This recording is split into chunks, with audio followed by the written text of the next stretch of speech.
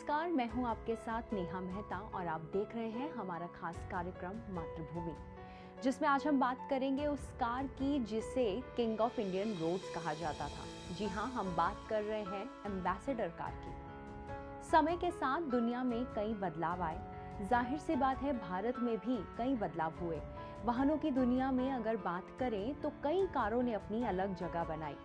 आज बाजार में एक से एक नई और बेहतरीन कारें मौजूद हैं, लेकिन एक वक्त ऐसा था जब आम हो या फिर खास, सभी को सिर्फ और सिर्फ एक ही कार आकर्षित करती थी और वह कार थी एम्बेसडर।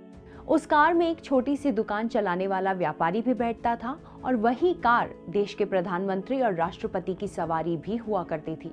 हालांकि अब यह कार बाजार में उपलब्ध नहीं है। हिंदुस्तान मोटर्स ने 2014 में इस कार के प्रोडक्शन को बंद कर दिया था, जबकि 2017 में सीए बिरला ग्रुप ने एम्बेसडर ब्रांड को फ्रांस की एक कंपनी को बेच दिया था। इसका मतलब साफ था कि अब यह कार वापस मार्केट में कभी नहीं आएगी। एक वक्त था जब एम्बेसडर की लोकप्रियता अपने चरम पर थी। सफेद रंग की कार जहां सड़कों पर खूब दिखती थी, तो वहीं काले रंग की कार सेना के अधिकारियों के पास होती थी। टैक्सी में भी एम्बेसडर कारों का बोलबाला था, जबकि इसी एम्बेसडर गाड़ी पर लाल बत्ती, पीली बत्ती भी चमचमाती थी। इंदिरा गांधी से लेकर इंद्र कुमार गुजराल तक और पीवी नरसिम्हा राव से लेकर अटल बिहारी वाजपेयी तक सभी दिग्गज प्रधानमंत्रियों ने इसी कार को अपनी सवारी बनाया। एम्बेसडर कार की कहानी 1958 से शुरू होती है। 60 और 70 के दशक में इसने बाजार में अपना दबदबा बना लिया था।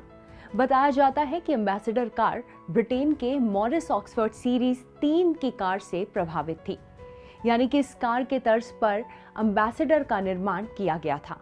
आज मेक इन इंडिया की बात होती है, लेकिन उस वक्त एम्बेसडर पहली ऐसी कार थी जिसका निर्माण भारत में किया गया था। एम्बेसडर कार शान शौकत की पहचान हुआ करती थी।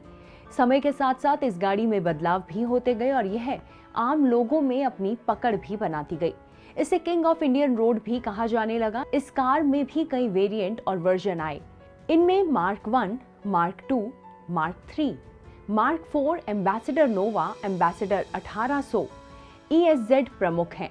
क्लासिक 1992 से 2011, ग्रैंड 2003 से 2013, एविको 2004 से 2007 और इनकॉर 2013 से 2014 इसके लेटेस्ट वर्जन थे। 60 और 70 के दशक में एम्बेसडर की बिक्री अपने चरम पर थी। हालांकि 80 के दशक में इसका रुतबा कम होने लगा। बाजार में मारुति की सबसे छोटी गाड़ी मारुति 800 आ चुकी थी। मारुति 800 आने के बाद भारतीय कार बाजार का गणित ही बदल गया। सस्ती कीमत पर मारुति 800 बाजार में उपलब्ध हो जाती थी, जबकि एम्बेसडर थोड़ी सी महंगी थी। यही कारण रहा था कि एम्बेसडर का रुतबा धीरे धीरे कम होता जा रहा था।